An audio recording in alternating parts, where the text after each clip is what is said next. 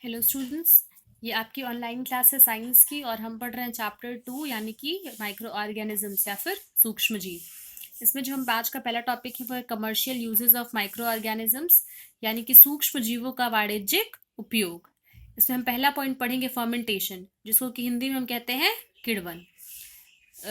इस प्रोसेस में होता क्या है कि कोई सब्सटेंस है उस पर बैक्टीरिया और फंजाई एक्ट करते हैं, काम करते हैं और उसको सिंपल पार्ट्स में यानी कि सरल पदार्थ में उसको ब्रेक करते हैं। इस प्रोसेस में कार्बन डाइऑक्साइड के साथ साथ अल्कोहल या एसिड का भी प्रोडक्शन होता है। इसको हम फर्मेंटेशन कहते हैं। लार्ज स्केल पे अल्कोहल या वाइन या एसिटिक एसिड के प्रोडक्शन के लिए इन माइक्रो ऑर्गेनिजम्स का यूज किया जाता है। ये माइक्रो ऑर्गेनिजम्स करते क्या हैं? गेहूं में या चावल में या फलों के रस में नेचुरल शुगर प्रेजेंट होती है। तो ये क्या करते हैं कि उस नेचुरल शुगर पे एक्ट करते हैं। मान लीजिए ईस्ट है तो वो एक्ट करता है और फिर उसको अल्कोहल में या वाइन में चेंज करता है। एक एक्टिविटी कर सकते हैं, घर पे भी आप कर सकते हैं कि एक बीकर लीजिए, उसमें पानी भरिए, 3 से 4 चम्मच चीनी डालिए और थोड़ा सा ईस्ट पाउडर डालिए। इसको 5-6 घंटे के लिए ऐसी जगह पे रख दीजिए जहाँ पर कि थोड़ी सी गर्मी हो और फिर उसके बाद इसको स्मेल करके देखिए, महक के देखिए। तो जो स्मेल आएगी वो अल्कोहल की है। कैसे आई है ये स्मेल? चीनी पर ईस्ट ने एक्ट किया और फिर उसे क्या किया, अल्कोहल में चेंज कर दिया। तो ये जो प्रोसेस है यही क्या है, फर्मेंटेशन है या फिर किण्वन है। लुई पाश्चर ने इस प्रोसेस की खोज की थी 1857 में। अगला पॉइंट आता है रेटिंग ऑफ फाइबर्स, जिसे हम हिंदी में कहते हैं अपगलन। इसमें क्या होता है कि मान लीजिए जो भी प्लांट्स है जिसका फाइबर हमें चाहिए, हम उसे बांध करके बंडल में और पानी में रख देते हैं। धीरे धीरे बैक्टीरिया जो है वो स्टेम में एंटर करता है और जो स्टेम के टिश्यूज हैं उनको डिस्ट्रॉय कर देता है। जब बैक्टीरिया इन स्टेम्स में एंटर करते हैं और फिर क्या करते हैं कि जो स्टेम टिश्यू है उसको खत्म कर देते हैं, खा लेते हैं, डिस्ट्रॉय कर देते हैं, तो जो फाइबर होता है वहां पे वो क्या होता है, लूज हो जाता है और फिर हम उस फाइबर को वहां से एक्सट्रैक्ट कर सकते हैं। इस प्रोसेस को रेटिंग कहा जाता है। और जो फाइबर इस प्रोसेस से हमें मिलता है फिर उसी का इस्तेमाल हम धागा बनाने के लिए यानी कि थ्रेड बनाने के लिए करते हैं। एग्जाम्पल लें अगर, तो लिनन जो है, लिनन एक फाइबर होता है जिसको कि हम फ्लैक्स के प्लांट से निकालते हैं। ऐसे ही जूट फाइबर्स को हम जूट के प्लांट से निकालते हैं। फिर तीसरा है प्रोडक्शन ऑफ लेदर यानी कि चमड़ा उत्पादन। तो परंपरागत तरीके से यानी कि ट्रेडिशनल मेथड जो था उसमें लेदर मेकिंग इंडस्ट्री में चमड़े के जो उद्योग होते थे वहां पे माइक्रो ऑर्गेनिजम्स का यूज किया जाता था। ये माइक्रो ऑर्गेनिजम्स एनिमल की स्किन पे एक्ट करते थे। जैसे कि मान लीजिए बैक्टीरिया है तो वो इस पे एक्ट करता है, काम करता है स्किन पे, और इससे जो हमें लेदर मिलता है वो बहुत ही सॉफ्ट होता है। अगला हम पढ़ेंगे फूड इंडस्ट्री यानी कि खाद्य उद्योग। कि खाद्य उद्योग में क्या यूज होता है बैक्टीरियाज का, माइक्रो ऑर्गेनिजम्स का। तो फूड इंडस्ट्री यानी कि खाद्य उद्योग में सबसे पहला पॉइंट हम पढ़ेंगे मेकिंग ऑफ कर्ड और चीज, दही का या पनीर का बनना। हमने अपने घर में ही देखा होगा कि दूध को हल्का सा गुनगुना करके फिर उसमें दही मिलाते हैं और फिर उसको कुछ टाइम के लिए रख देते हैं तो वो दही जो है वो जम जाती है। दही में बहुत सारे माइक्रो ऑर्गेनिजम्स पाए जाते हैं जिसमें कि लैक्टोबैसिलस नाम का जो माइक्रो ऑर्गेनिज्म है वो मेन है। ये क्या करता है कि ये दही को, दूध को दही में चेंज कर देता है, दूध में ग्रो करता है और फिर उसको दही में, कर्ड में चेंज कर देता है। कुछ बैक्टीरियाज ऐसे होते हैं कि जो कि मिल्क में शुगर है जिसको कि हम लैक्टोज कहते हैं उसको लैक्टिक एसिड में कन्वर्ट कर देते हैं। फिर ये लैक्टिक एसिड केसीन, मिल्क में जो प्रोटीन होता है उसको हम केसीन कहते हैं। तो ये लैक्टिक एसिड जो है उस प्रोटीन पे एक्ट करता है और फिर ये क्या करता है, कर्ड फॉर्मेशन में, दही के बनने में हेल्प करता है। पनीर का या चीज का बनना भी लगभग एक सेम ही प्रोसेस है। इसी तरीके से बैक्टीरियाज जो है वो ये जो मिल्क में शुगर होता है लैक्टोज उस पर एक्ट करते हैं और फिर उससे लैक्टिक एसिड बनाते हैं और फिर हम एक एंजाइम डालते हैं जिससे कि कर्ड सेट हो जाता है। उसके बाद जो हमें सेमी सॉलिड मटेरियल मिलता है उसको हम लिक्विड से अलग कर लेते हैं और वही क्या बन जाता है, चीज हो जाता है, चीज बन जाता है यानी कि पनीर बन जाता है। ये जो माइक्रो ऑर्गेनिजम्स हैं वो पनीर बनाने में, अचार और बहुत सारे खाद्य पदार्थों के उत्पादन में हमारे सहायक होते हैं, हमारी हेल्प करते हैं। इडली और भटूरा एक बहुत ही मतलब बेसिकली हर जगह सब खाते हैं। इडली है, डोसा है, या फिर ढोकला है, तो इन सारे जो एडिबल डिशेस हैं इनको बनाने में भी माइक्रो ऑर्गेनिजम्स का बहुत इंपॉर्टेंट रोल होता है। ब्रेड बनाने के लिए क्या होता है कि बेकरीज में ब्रेड बनता है, तो वहां पे जब आटा लगाया जाता है, आटा गूंथ दिया जाता है, तो उसमें ईस्ट को भी मिलाया जाता है और उसको फिर कुछ टाइम के लिए ऐसे रहने दिया जाता है। तो ईस्ट ग्रो करता है उसमें, और फिर क्या होता है, जो पहले थोड़ा सा कम आटा था वो फूल करके ज्यादा हो जाता है। यानी कि उसके जो आटे के बीच में, जो आटे के पार्टिकल्स हैं उनके बीच में कार्बन डाइऑक्साइड गैस आ जाती है। अब जब हम इस आटे से ब्रेड बनाते हैं तो वो बहुत ही फ्लफी बनता है, क्योंकि उसमें क्या है, कार्बन डाइऑक्साइड प्रेजेंट है। इसी तरीके से ढोकला भी लाइट और फ्लफी बनता है। उसको बनाने में भी क्या होता है, ईस्ट का इस्तेमाल किया जाता है। अगला चीज है मेकिंग ऑफ विनेगर, यानी कि सिरके का बनना। सिरका कैसे बनता है कि फ्रूट्स में नेचुरल शुगर, हर एक फल जब अभी खाए उसमें नेचुरल शुगर प्रेजेंट होता है, तो ईस्ट जो है उस नेचुरल शुगर को अल्कोहल में बदल देता है। फिर बैक्टीरियाज इसी अल्कोहल पे एक्ट करते हैं, सड़ाते हैं, इसको फर्मेंट करते हैं और क्या बनाते हैं, विनेगर बनाते हैं। अगला है सोर्स ऑफ फूड, यानी कि किस तरीके से ये माइक्रो ऑर्गेनिजम्स जो हैं इनका इस्तेमाल किया जाता है खाने के लिए। तो चाइना और जापान में बहुत सारे सीवीड्स का इस्तेमाल किया जाता है खाने के लिए। क्लोरेला एक तरीके का सिंगल सेल्ड स्फेरिकल एल्गी है, जिसका इस्तेमाल स्पेस फ्लाइट में ह्यूमन फूड के तरीके से होता है, यानी कि लोग उसको खाते हैं स्पेस फ्लाइट्स में। तो इस ये भी आजकल रिसर्च का काफ़ी इम्पोर्टेंट मैटर है, क्योंकि फोटोसिंथेसिस में भी इसका रोल होता है। तो इस तरीके से माइक्रो ऑर्गेनिजम्स जो है उनको खाने के लिए भी इस्तेमाल किया जाता है। फिर आता है फूड स्टेबलाइजर, यानी कि खाद्य स्थिरता। तो कुछ माइक्रो ऑर्गेनिजम्स ऐसे होते हैं, जैसे कि बात करें अगर एल्गी की, तो इसका इस्तेमाल किया जाता है अगर बनाने में, अगर अगर इसको इंग्लिश में हम वेजिटेरियन जेलेटिन कहते हैं। साथ ही साथ एल्गी से ही हमें सोडियम के कुछ ऐसे कंपाउंड्स मिलते हैं जिनके की यूज से हम आइसक्रीम को स्मूथ रखते हैं और क्रिस्टल फ्री रखते हैं, यानी कि उसमें क्रिस्टल्स नहीं बनने पाते हैं। तो एल्गी से जो प्रोडक्ट्स हैं उनका हम फूड स्टेबलाइजर्स की तरीके से इस्तेमाल करते हैं। अगला पॉइंट जो हम पढ़ेंगे commercial use of micro organisms में, वो है मेडिसिनल इंडस्ट्री। किस तरीके से माइक्रो ऑर्गेनिजम्स जो है वो उन औषधि में या फिर दवाइयों में इस्तेमाल किए जाते हैं। कभी कभी जब हम बीमार होते हैं तो डॉक्टर हमें इंजेक्शन देते हैं, जैसे कि पेनिसिलिन का भी कई बार इंजेक्शन दिया जाता है, या फिर कोई और एंटीबायोटिक का इंजेक्शन या कैप्सूल दिया जाता है। तो ये जो हमें जो पेनिसिलिन है या फिर इस तरीके के जो भी एंटीबायोटिक्स हैं, इनका जो सोर्स है वो माइक्रो ऑर्गेनिज्म ही है। ये क्या करता है कि बीमारी पैदा करने वाले जो सूक्ष्म जीव होते हैं उनको नष्ट कर देता है, खत्म कर देता है, और उनकी ग्रोथ को रोक देता है। इस तरीके के जो मेडिसिन होते हैं उन्हें हम एंटीबायोटिक्स या फिर हिंदी में प्रतिजैविक कहते हैं। फंजाई जो है वो एंटीबायोटिक्स जिस तरीके के सिक्रीट करते हैं उसका एक एग्जांपल है पेनिसिलिन। और अगर बैक्टीरिया की बात करें तो बैक्टीरिया भी बहुत सारे एंटीबायोटिक्स सिक्रीट करते हैं, जिसमें से कि एक है स्ट्रेप्टोमाइसिन। एंटीबायोटिक्स जो हैं वो बहुत सारे डिजीज कॉजिंग माइक्रो ऑर्गेनिजम्स को किल कर सकते हैं, खत्म कर सकते हैं और उनकी ग्रोथ को रोक सकते हैं। इनका हमारी बॉडी पे कोई साइड इफेक्ट नहीं होता, यानी कि बिना हमें कोई प्रॉब्लम कॉज किए ये माइक्रो ऑर्गेनिजम्स जो हमें बीमारी दे सकते हैं उनको खत्म कर देते हैं। पेनिसिलिन की खोज ईयर 1929 में एलेक्जेंडर फ्लेमिंग ने की थी। वो एक एक्सपेरिमेंट कर रहे थे और उसी टाइम पे उन्होंने क्या किया, पेनिसिलिन का डिस्कवरी किया। एंटीबायोटिक्स का इस्तेमाल ना सिर्फ हम ह्यूमंस की जो बीमारियां हैं उसको ख़त्म करने के लिए यूज़ होती हैं, बल्कि साथ ही साथ प्लांट और एनिमल डिजीज़ का भी ये जो है क्योर कर सकता है। इनको क्या करते हैं कि खाने के साथ मिला देते हैं, जिसको कि जो भी लाइव स्टॉक है, यानी कि जो भी एनिमल्स हैं, वो इसको खाते हैं अपने खाने के साथ ही, और फिर जो भी माइक्रोबियल इन्फेक्शन उन्हें है, जिस भी तरीके का इन्फेक्शन है, वो क्या होता है, क्योर हो जाता है। उसको ये एंटीबायोटिक्स जो है खत्म कर देती हैं। अगला पॉइंट जो हम इससे पढ़ेंगे वो है इम्यूनिटी एंड वैक्सीन, यानी कि रोग प्रतिरोधक शक्ति और टीका।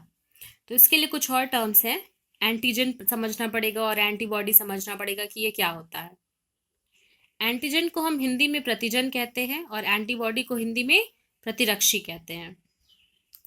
कोई भी ऐसा माइक्रो ऑर्गेनिज्म जो कि हमें बीमारी दे सकता है और वो हम बाहर से हमारे शरीर में अंदर आता है, उसको हम एंटीजन कहते हैं यानी कि प्रतिजन कहते हैं। और इसके रिस्पॉन्स में हमारी बॉडी जो है वो कुछ प्रोटीन्स बनाती है जो कि इन एंटीजन से, इन प्रतिजन से अटैक करते हैं, इनसे लड़ाई करते हैं और हमें उस बीमारी से बचाते हैं। उनको हम एंटीबॉडी या प्रतिरक्षी कहते हैं।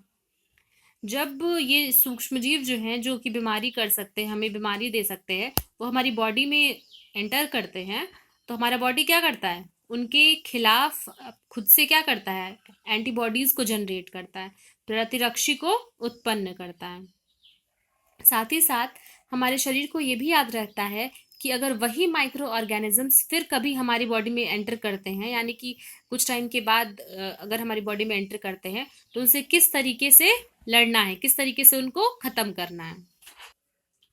अगर मृत या फिर निष्क्रिय सूक्ष्मजीव यानी कि डेड या फिर इनएक्टिव माइक्रो ऑर्गेनिजम्स को किसी स्वस्थ व्यक्ति के शरीर में एंटर किया करवाया जाए, तो जो हमारी बॉडी की सेल्स होती हैं वो इसी हिसाब से एंटीबॉडीज को डेवलप करती हैं और फिर उसको क्या करती हैं, डिस्ट्रॉय कर देती हैं। और ये जो एंटीबॉडीज है वो हमेशा हमारी बॉडी में रहते हैं ताकि हमारी बॉडी उस एक पर्टिकुलर एंटीजन से हमेशा क्या रहे, सेफ रहे। रोग प्रतिरोधक शक्ति या रोग प्रतिरोधक क्षमता क्या होती है, ये हमारे शरीर की क्षमता है कि हम कितना ज़्यादा किसी भी इन्फेक्शन से रेजिस्ट कर सकते हैं, कितना ज़्यादा हम उससे लड़ाई करके उसको हरा सकते हैं। उसी का जो मेजर है उसी को हम क्या कहते हैं, इम्यूनिटी कहते हैं। इम्यूनिटी जो है कई बार ऐसा होता है कि नेचुरल हमारे अंदर कई बीमारियों के लिए होती है जो कि हमें अपने पेरेंट्स से मिलती है, यानी कि इनहेरिटेड होती है। कुछ ऐसी होती हैं कि मान लीजिए हम पे किसी बीमारी का अटैक हुआ, हम बीमार हुए और फिर हम ठीक हो गए, तो उसके बाद अगर वो बीमारी हमें होती है तो हमारे पास पहले से एंटीबॉडीज होते हैं और हम फिर क्या करते हैं, वही एंटीबॉडीज जो है उनके अगेंस्ट लड़ाई करती हैं और उस बीमारी को हरा देती हैं। For example chicken pox. Immunity अगर कोई पर्टिकुलर डिजीज है तो उसके अगेंस्ट हम, अभी मैंने बताया कि डेड या वीकेंड माइक्रोब्स को के हेल्प से भी हम उससे इम्यून हो सकते हैं।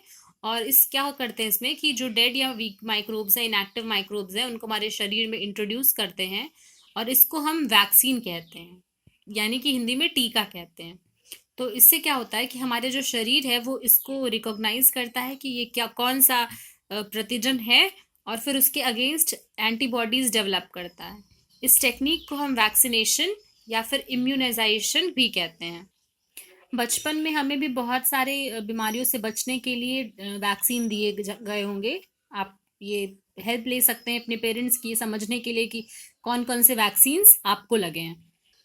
सभी बच्चों को इन रोगों से सेफ रखने के लिए आवश्यक टीका जो है, यानी कि आवश्यक वैक्सीन जो है वो लगाई जाती हैं। फॉर एग्जाम्पल, बच्चों को पोलियो से बचाने के लिए टेलीविजन में और न्यूज़पेपर से पोलियो के टीकाकरण का ऐड दिया जाता है, विज्ञापन दिया जाता है, पल्स पोलियो। आपने देखा होगा कि पोलियो ड्रॉप जो है वो बच्चों को दिया जाने वाला एक वैक्सीन है। इसी तरीके से चेचक के अगेंस्ट जो है एक अभियान चलाया गया था जिससे कि काफ़ी जो पार्ट है हमारे कंट्री का, वो वहाँ पे अब ये बीमारी बहुत ही कम फैलती है। तो ये भी क्या है, इसके अगेंस्ट भी वैक्सीन्स डेवलप किए गए हैं। आजकल माइक्रो ऑर्गेनिजम्स से जो वैक्सीन का प्रोडक्शन है वो बहुत ही लार्ज स्केल पे किया जाता है और जिसकी वजह से ह्यूमन को या फिर एनिमल्स को बहुत सारी बीमारियों से बचाया जा सकता है। अगला पॉइंट जो हम पढ़ेंगे वो है हार्मफुल माइक्रो ऑर्गेनिजम्स, यानी कि ऐसे रोगाणु जो हमें क्या कर सकते हैं, नुकसान पहुंचा सकते हैं। तो उसमें पैथोजेंस क्या होते हैं, पैथोजेंस यानी कि रोगाणु हम उन माइक्रो ऑर्गेनिजम्स को कहते हैं जो कि इंसानों में, ह्यूमन बींग्स में बीमारी कॉज कर सकते हैं।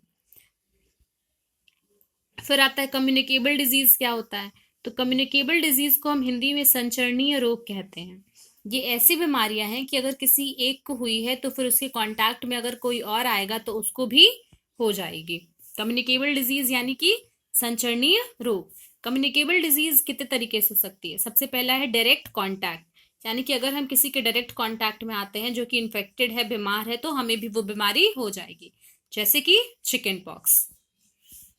फिर है एयर, हवा के थ्रू, जैसे कि कॉमन कोल्ड। कोई अगर बीमार है जिसको कि कॉमन कोल्ड हुआ है, सर्दी हुआ है, वो छींकता है तो जो माइक्रोब्स हैं वो हवा में आ जाते हैं और फिर हेल्दी इंसान भी क्या हो सकता है, बीमार हो सकता है। अगला है कंटामिनेटेड फूड, जिसका कि एग्जाम्पल है कॉलेरा और टाइफॉइड। इनमें क्या होता है कि कंटामिनेटेड फूड से या वाटर के थ्रू क्या होता है, बीमारी फैलती है। फिर आते हैं इंसेक्ट्स। तो ऐसे इंसेक्ट्स, ऐसे कीड़े मकोड़े या फिर फ्लाइज हैं, मक्खी यानी कि मॉस्किटोज हैं, ये क्या करते हैं, माइक्रोब्स को अपने साथ कैरी करते हैं। और फिर पहले क्या होता है कि मान लीजिए कोई मच्छर है, उसने किसी इन्फेक्टेड इंसान को काटा, और फिर उसके बाद वो माइक्रोब ले लेता है और किसी हेल्दी इंसान को अगर काटेगा तो वहां पे वो क्या होगा, हेल्दी इंसान भी बीमार हो जाएगा। एग्जाम्पल है मलेरिया या फिर डेंगू। और इसमें जो अगला है वो है last, animal bite, cut and wound. Animal bite यानी कि जानवरों के काटने से, जैसे कि रेबीज इसी तरीके से फैलता है। और कट्स एंड वुंड्स जैसे कि टेटनस। टेटनस क्या है, कट्स और वुंड्स के थ्रू ही ये बीमारी भी हो जाती है। अगला पॉइंट है फूड प्रिजर्वेशन, यानी कि किस तरीके से हम खाने को बचा करके रख सकते हैं कि उस पर कोई भी माइक्रो ऑर्गेनिजम्स एक्ट ना करें, उसे स्पॉइल ना करें, खराब ना करें। तो खाने को इस तरीके से रखना कि वो प्रिजर्व्ड रहे और उसमें उसका जो न्यूट्रिटिव वैल्यू है, यानी कि जो उसका न्यूट्रिशन है, जिसमें पोषक तत्व हैं, वो बने रहें एक लंबे अरसे के लिए। इसको हम क्या कहते हैं, फूड प्रिजर्वेशन कहते हैं। फूड प्रिजर्वेशन के बहुत सारे फायदे हैं। इससे खाना वेस्ट नहीं होता है, उसको हम लंबे टाइम तक स्टोर करके रख सकते हैं, एक जगह से दूसरी जगह ट्रांसपोर्ट कर सकते हैं, और साथ ही साथ हम खाने को उस समय के लिए भी स्टोर कर सकते हैं जिस सीजन में कि वो हमें अवेलेबल नहीं होता है। फूड प्रिजर्वेशन के कई सारे तरीके हैं, किस तरीके से हम खाने को सेव कर सकते हैं। पहला है कैनिंग, यानी कि हम उसको बहुत अच्छे से सील्ड और एयर टाइट कंटेनर्स में रखें। अगला है पैस्चराइजेशन, यानी कि पाश्चरीकरण। बहुत सारे बैक्टीरियाज और एनिमल्स जो बहुत सारे बैक्टीरियाज जो कि मिल्क में प्रेजेंट होते हैं, उनको हम पैस्चराइजेशन के थ्रू उनको ख़त्म कर सकते हैं। कैसे कि इस प्रोसेस में सबसे पहले क्या करते हैं कि जो लिक्विड है उसको बहुत ही हाई टेम्परेचर पे गर्म करते हैं और फिर बहुत ही जल्दी कूल कर देते हैं। तो इस मेथड से फ्लेवर बना रहता है, फूड का फ्लेवर पे कोई इफेक्ट नहीं पड़ता है, लेकिन जो माइक्रो ऑर्गेनिजम्स हैं वो खत्म हो जाते हैं। फिर आता है सन ड्राइंग। माइक्रोब्स जो हैं वो ड्राई कंडीशन में ग्रो नहीं कर सकते हैं। तो कई सारी ऐसी सब्जियां हैं जैसे कि कॉलीफ्लावर है या फिर फ्रूट्स हैं जैसे कि मैंगोज, उनको धूप में सुखा दिया जाता है। अगला आता है सॉल्टिंग। फ्रूट्स और वेजिटेबल्स को हम सेफ रख सकते हैं by adding salt to them. उनको सुखा के उनमें नमक डाल के क्या कर सकते हैं, उनको सेफ रख सकते हैं, क्योंकि सॉल्ट जो है वो माइक्रोब्स की ग्रोथ को रोकता है। फिर है पिकलिंग। तो इसमें क्या करते हैं कि जो कच्चे आम हैं, गूसबेरीज हैं, लेमन्स हैं, या फिर इस तरीके की सब्जी जैसे कि प्याज है, कुकम्बर है, तो इसको विनेगर में स्टोर करके रखते हैं। जो ये ना से मतलब इस तरीके से अगर इनको स्टोर करेंगे तो ना सिर्फ माइक्रोब्स का ग्रोथ रुकेगा, बल्कि बहुत ही अच्छा स्पाइसी फ्लेवर भी इनको मिलेगा। और फिर हम इनको और भी सारे खानों के साथ खा सकते हैं, यानी कि इसमें मतलब अचार बनाते हैं एक तरीके से। Adding sugar. शुगर कैसे ऐड कर सकते हैं, शुगर ऐड करके हम खाने को, फ्रूट्स को जैम या जेलीज के फॉर्म में स्टोर कर सकते हैं। शुगर जो है वो सेल से जो पानी होता है उसको रिमूव करता है और माइक्रो ऑर्गेनिजम्स की ग्रोथ को रोकता है। लास्ट है इसमें रेफ्रिजरेशन। खाने को फ्रिज में रखने से जो माइक्रोब्स का ग्रोथ है और उनका नंबर ऑफ मल्टीप्लिकेशन है कि वो 2 हैं फिर 4 फिर ऐसे करके बढ़ते चले जाते हैं, तो ये चीज़ रुक जाती है। जो खाना फ्रिज पे है उसको जब हम बाहर निकालते हैं तो बहुत समय तक उसको ऐसे ही नहीं रखना चाहिए, वरना जो माइक्रोब्स हैं वो वापस से मल्टीप्लाई होने लगेंगे और उनका नंबर क्या होगा, वापस से ग्रो करने लगेगा। अगला पॉइंट है फूड पॉइजनिंग, यानी कि खाद्य विषाक्तन। जो माइक्रो ऑर्गेनिजम्स है वो कई बार हमारे खाने को खराब कर देते हैं, स्पॉइल कर देते हैं। तो हमारे भोजन में उत्पन्न होने वाले सूक्ष्मजीव कभी कभी ऐसे पॉइजनस सब्सटेंस को प्रोड्यूस करते हैं जो कि खाने को क्या करता है, इस तरीके का अगर खाना है जिसमें कि जो कि पॉइजनस उसमें है, पॉइजनस सब्सटेंस है, तो अगर उसको कोई खाएगा तो उसको भी क्या हो जाएगा, बीमारी हो जाएगी। ये माइक्रो ऑर्गेनिजम्स भोजन को विषाक्त बना देते हैं और उसके सेवन से फिर बहुत सारी बड़ी बड़ी बीमारियां भी हो सकती हैं, या कई बार तो पेशेंट की डेथ भी हो जाती है। तो इसलिए ये बहुत ज़रूरी है कि फूड को सेफ तरीके से प्रिजर्व करके रखा जाए ताकि उसका बाद में इस्तेमाल किया जाए, क्योंकि स्पॉइल फूड जो है उस पर माइक्रोब्स अटैक करते हैं और वो ह्यूमन बींग्स के लिए बहुत ही नुकसानदायक होता है, हार्मफुल होता है। तो ये था इस चैप्टर का रिवीजन पूरा। और इसके बाद हम अगले टर्न पे हम नया चैप्टर शुरू करेंगे। आपको इस चैप्टर के क्वेश्चन आंसर्स दे दिए जाएंगे जो कि आपको फेयर कॉपी में लिखना है। Thank you class.